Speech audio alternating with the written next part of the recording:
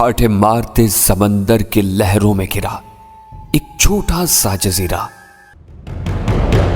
جہاں تمام مسلم دنیا کو ختم کرنے کے منصوبے بنائے جا رہے تھے۔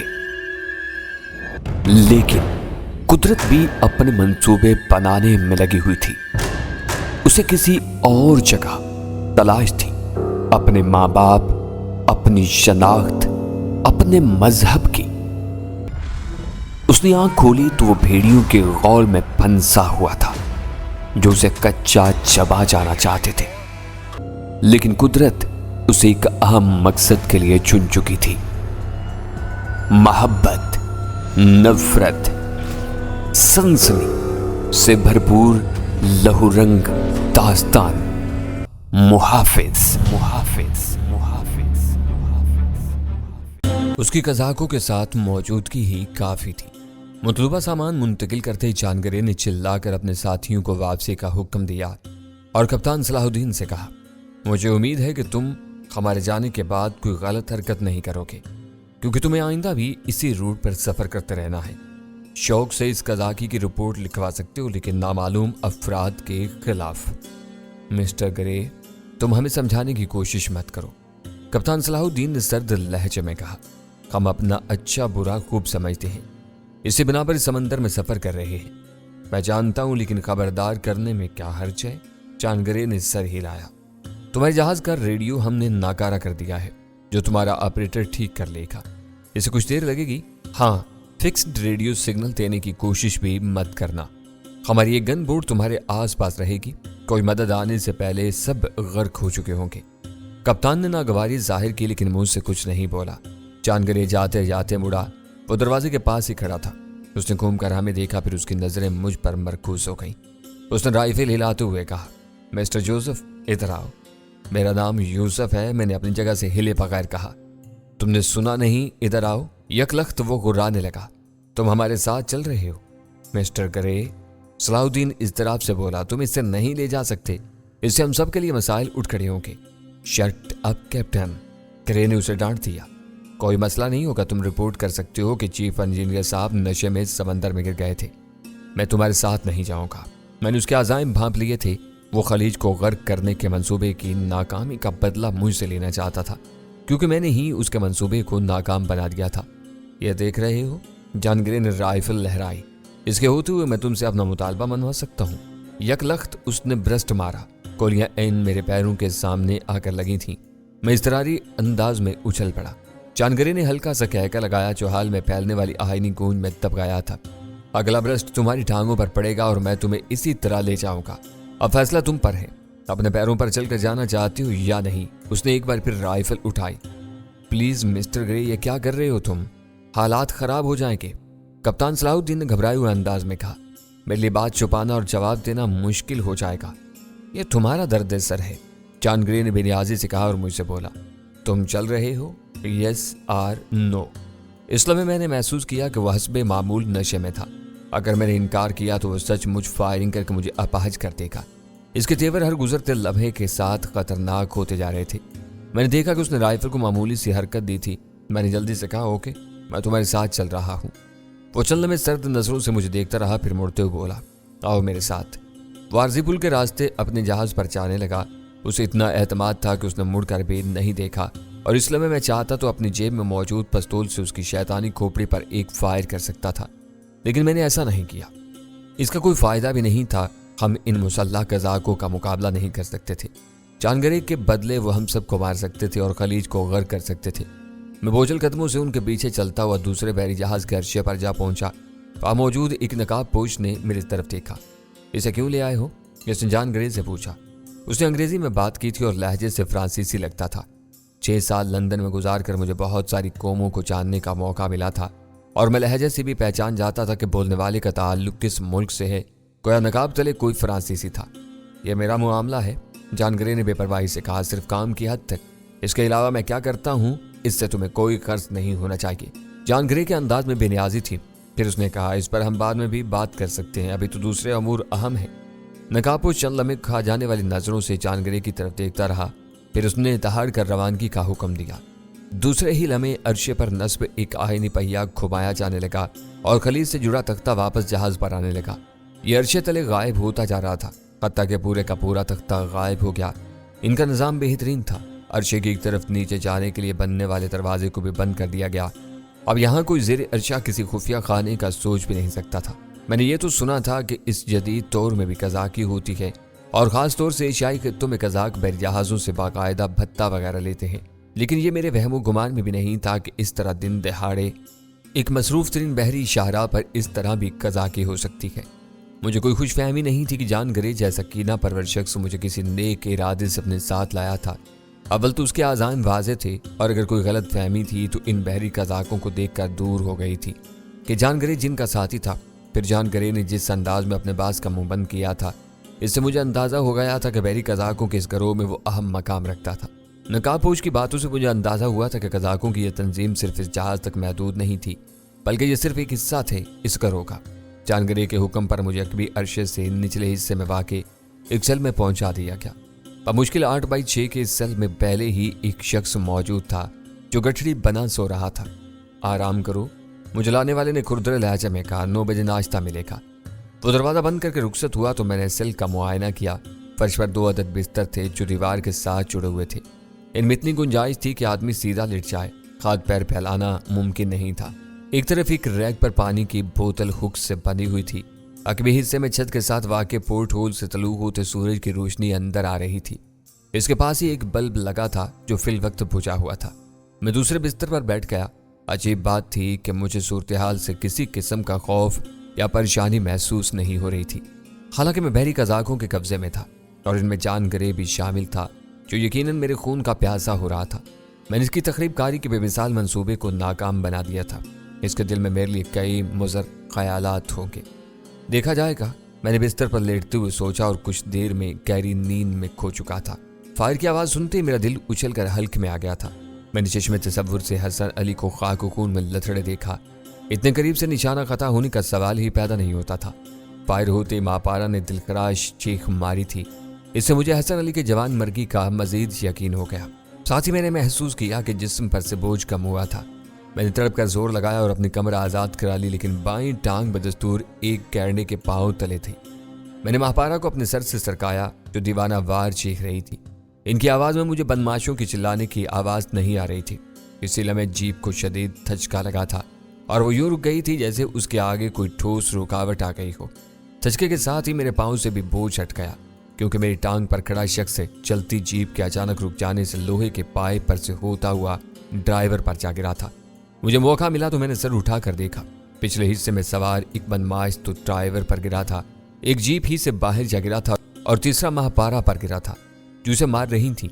अगरचे ये मारपीट इस पर कतई बेअसर थी, लेकिन एक औरत से मार खाकर वो इश्तियाल में आ गया था। उसने यकदम महापारा के सर पर अपने रिवाल्वर का दस्ता मारा और वो बेहोश हो गई। कुत्तिया की बच्ची, उसने गुर्रा कर कहा था कि मैंने उसके रिवाल्वर वाले हाथ को थामते हुए दूसरे हाथ से उसका सर जीप के फौलादी जंगले से टकरा दिया। उसकी जुबान से गाली निकली। यह वही था जिसने मुझे गिरफ्तार किया था। दूसरी टक्कर पर उसके कस बल खासी हद तक निकल गए थे।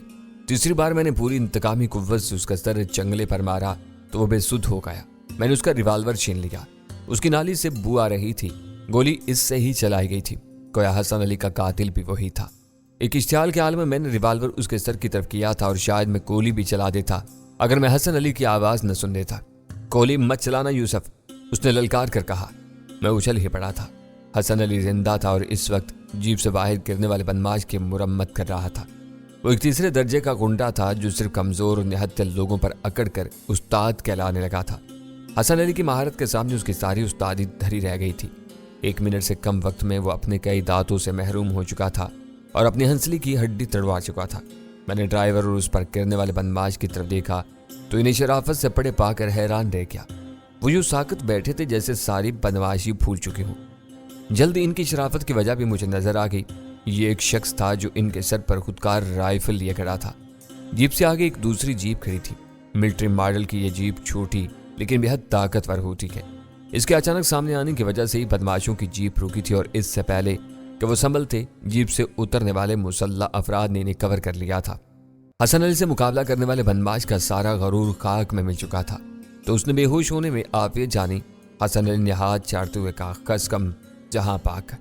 मैं महापारा का मुआयना कर रहा था। घने बालों की वजह से इनका सर तो नहीं फटा था, लेकिन सर पर एक उभार नमूदार हो गया था। इनकी नब्ज जरा सुस्ती से लेकिन बाकायदगी से चल रही थी, यानी खतरे की कोई बात नहीं थी।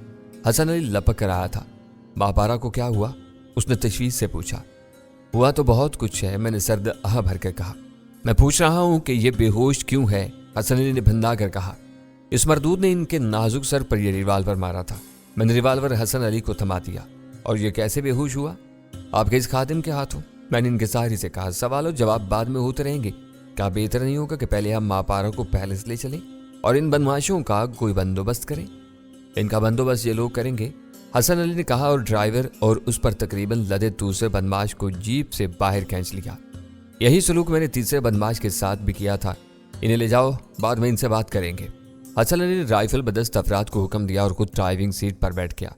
मैंने महापारा का सर अपने जानों पर रख लिया था और आहिस्ता से इनके गाल तपतपाने लगा, लेकिन इनकी बेहोशी में खास फर्क नहीं पड़ा था। मुझे तशवीश होने लगी। सर पर लगने वाली बज़ाहिर मामूली सी चोट भी बाज़ औक़ात खतरनाक साबित होती है। हसन अली ने तेजी से ड्राइविंग की और हम चंद लम्हों में चमचेद पैलेस में थे। हसन अली ने महापारा को बाजू में उठाया और इनके कमरे में ले गया। मैंने पैलेस के डॉक्टर को फ़ोन करके उसे फ़ौरन आने को कहा।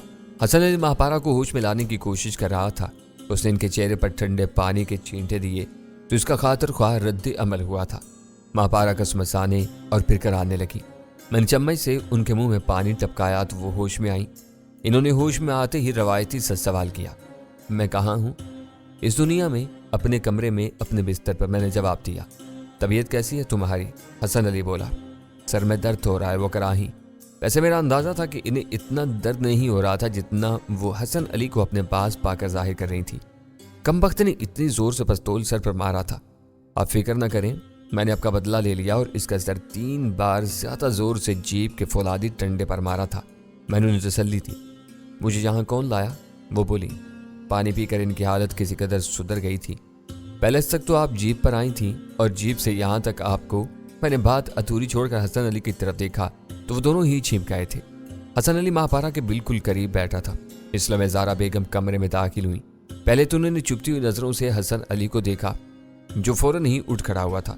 फिर महापारा से बोली, क्या हुआ था? मैंने सुना ये लोग तुम्हें बेहोश लाए थे। हाँ, इन्हें चक्कर आ गया था। महापारा से पहले हसन अली ने कहा तो मैं चौंक गया था। उसने ज़ारा बेगम से गलत बयानी की थी। अच्छा? उनकी नजरों की चुभन मजीद बढ़ गई थी। खैर ये चक्कर क्यों आ गया था इन्हें? बस अचानक कमजोरी का एहसास हुआ और चकरा कर गिर पड़ी। सर एक पत्थर से लगा, फिर मुझे होश नहीं रहा। महापारा ने सर दर्द के बावजूद जहानत से अपने सर की चोट का जवाब पैदा कर लिया था। ज़ाहरा बेगम की आंखों में शक बदस्तूर मौजूद था। उन्होंने हसन अली की तरफ देखा। मेरा ख्याल है अब तुम्हारी यहाँ जरूरत नहीं है। नहीं, अभी हसन यहाँ से नहीं जाएगा। एकदम महापारा उठ कर बैठ गई थी। अच्छा? ज़ाहरा बेगम ने मानी के लहजे में कहा और चली गई। तुमने इसे जवाब देकर अच्छा नहीं किया। हसन अली ने धीमे लहजे में कहा। ये जमशेद अली से शिकायत करेगी तो करे। महापारा दोबारा नीम तराज होगी। उन्होंने अपना सर दबाते हुए कहा, यूसुफ कैबिनेट से मुझे कोई पेन किलर दे दो। पेन किलर तो मैं दे दूंगा, लेकिन बेहतर होगा कि पहले डॉक्टर आपको देख ले। मैंने कहा। इस वक्त डॉक्टर भी आ गया था। कोई जरूरत नहीं है, महापारा जल्दी से बोली, मैं बिल्कुल ठीक हूँ। डॉक्टर साहब आप इनकी बातों पर कभी तवज्जो न दें, वैसे भी चोट इनके सर पर आई है। मैंने कहा तो डॉक्टर मुस्कुराते हुए महापारा का मुआयना करने लगा। दरअसल महापारा डॉक्टरों से गुरेज करती थी। हालांकि इनके वालिद डॉक्टर थे और इनका बचपन अस्पताल के साथ मिले बंगले में गुजरा था। इन्हें इंजेक्शन की सूज से डर लगता था, इसमें बिना परवाहतुल इम्कान डॉक्टर से गुरेज किया करती थी। कोई खतरे की बात नहीं है, हस्बे मामूल डॉक्टर ने एक इंजेक्शन बरामद करते हुए कहा। लेकिन अगर कभी मतली या चक्कर की कैफियत महसूस हो तो फौरी तौर पर इन्हें अस्पताल ले जाइएगा। ये इंजेक्शन दे रहा हूँ, इसी से दर्द में कमी होगी। मैं टैबलेट खा लूंगी, महापारा घबरा कर बोली। इंजेक्शन ज्यादा जोदे असर होता है। डॉक्टर ने इसरार किया और इंजेक्शन इनके बाजू में घोंप दिया। फिर उसने हमसे कहा अब इन्हें आराम करने थे। डॉक्टर के साथ मैं और हसन अली भी बाहर आ गए थे। पोर्च में ज़ाहरा बेगम जीप का मुआयना कर रही थी। इन्होंने कहा यह जीप किसकी है? मेरे एक दोस्त की है, हसन अली ने कहा। उधार लाया था। मैं इसके साथ जीप में बैठा तो उसने हैरत से कहा, तुम कहाँ जा रहे हो? आपके साथ, मैंने इत्मीनान से कहा। उसने मुझे घूरा लेकिन मजीद कुछ कहे बगैर जीप आगे बढ़ा दी। बाहर निकलते ही मैंने पूछा वो लोग कौन थे जिन्होंने इस जीप का रास्ता रोका था? हमारे ही मुहाफ़िज़ हैं, ऐसे ही मौके पर काम आते हैं। काम आते हैं? मुझे मार मार कर चिपटा कर दिया उन लोगों ने। मैंने मुंह बनाकर कहा। बेचारी महापारा के सर पर एक गोमड़ निकल आया और आप तो शहीद होते होते रह गए। आपने गोली को गुंचा कैसे दिया?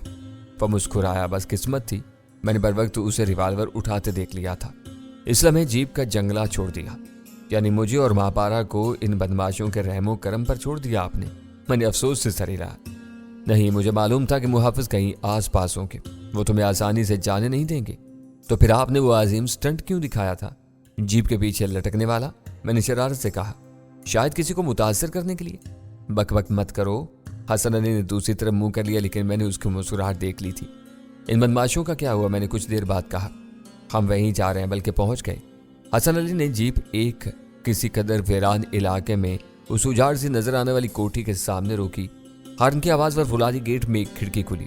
किसी ने बाहर झांका और हसन अली को देखकर गेट खोल दिया। जीप अहाते में जाकर रुकी। कोठी नामुकम्मल थी।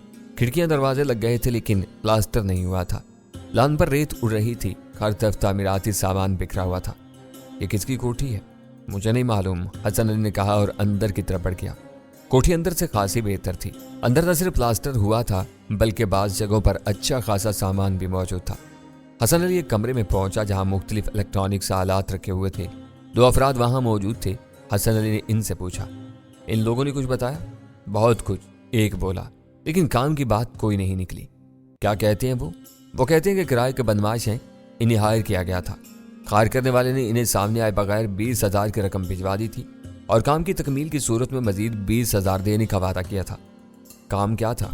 यूसुफ बाबा का अगवा और इनके साथ जो भी हो उसे भी उठा ले जाना था। उस शख्स ने मेरी तरफ देखा। इसका मतलब था वो मुझे जानता था। बकवास करते हैं वो, हसन अली बोला। इस तरह मुआहदे नहीं हुआ करते। आखिर इन्हें अगवा करने वाले को कहीं पहुंचाना था। क्या हायर करने वालों ने इन्हें कोई जगह नहीं बताई थी? नहीं, उसने सर हिलाया। अगवा कराने वाले बड़े चालाक हैं। उन्होंने तय किया था कि गाड़ी इस सड़क पर आगे उनके मुंतजिर होगी। जब वो मतलूबा अफराद को ले आएंगे तो अफराद लेकर वहीं इनका बकिया मुआवजा दे दिया जाएगा। रकम किस जरिए से मिली थी? किसी ने अखबार में लपेट कर उस्ताद के घर में फेंक दी थी। कोया इन लोगों ने कोई सुराग नहीं छोड़ा। मैंने कहा, तुम लोगों के हाथ सिर्फ किराए के टट्टू आए। ऐसा नहीं है, हसन अली सोचते हुए बोला। मालूम करो कि ये जीप किसकी है। नंबर प्लेट तो जाली लग रही है, मगर इंजन नंबर से सुराग लगाया जा सकता है। मेरा ख्याल है जीप भी हायर करने वालों ने ही दी होगी। इंजन के बारे में कोई बात नहीं हुई, उस शख्स ने एतराफ किया। तो मालूम करो, हसन अली बोला और उठ खड़ा हुआ। चारों बदमाशी गुजार से कमरे में कैद थे, जिसकी दीवारें खुरदरी और रंग से आ रही थी। फर्नीचर नाम की कोई चीज नहीं थी और वो चारों फर्श पर पड़े हुए थे। अब बाकी 2 भी खस्ताहाल नजर आ रहे थे, जिससे वाज़ेह था कि इनके साथ ठीक ठाक किस्म की तफ्तीश की गई थी। इनमें सबसे ज्यादा खराब हालत उस्ताद मोहतरम की थी। ये 4 अदद दांतों से महरूमी और टूटी हुई हंसली ही कुछ कम नहीं थी। तफ्तीश के दौरान इन्हें अपने शागिर्दों के सामने जिस बेइज्जती से गुजरना पड़ा था, वो इनके चेहरे से वाज़ेह थी। हसन अली ने उसे घूरते हुए कहा, अगर तुम जहमत से बचना चाहते हो तो अपनी जुबान खोल दो। हमें जो कुछ मालूम था हम बता चुके हैं, ड्राइवर ने दांत भींच कर कहा। हमें बेवकूफ मत समझो, हसन अली बोला। इतनी आसानी से बताने वाली चीज नहीं हो तुम। खासी मेहनत करना पड़ेगी तुम लोगों पर। उस्ताद मोहतरम हकारत से मुस्कुराए। मेहनत करके तुम्हारे बंदे देख चुके हैं। तुम इसे मेहनत कहती हो? ये तो एक हल्का फुल्का खौफ था। वो मासूम बंदे हैं। अगर मैं चाहूं तो ये लड़का ही तुम्हारी जुबान खुलवा ले, जिसे तुम लोग हलवा समझकर अगवा करने आए थे। 10 मिनट की बात है सर जी, मैंने मजाक में कहा था, लेकिन इस वक्त 14 तबक रोशन हो गए जब हसन अली ने पूरी संजीदगी से मुझे ये काम सौंप दिया। वो बाहर जाने लगा तो मैं उसके पीछे लपका। ये क्या गजब करते हैं उस्ताद मोहतरम, मैंने तो सिर्फ आपकी बात निभाई थी। मैंने बाहर आकर कहा।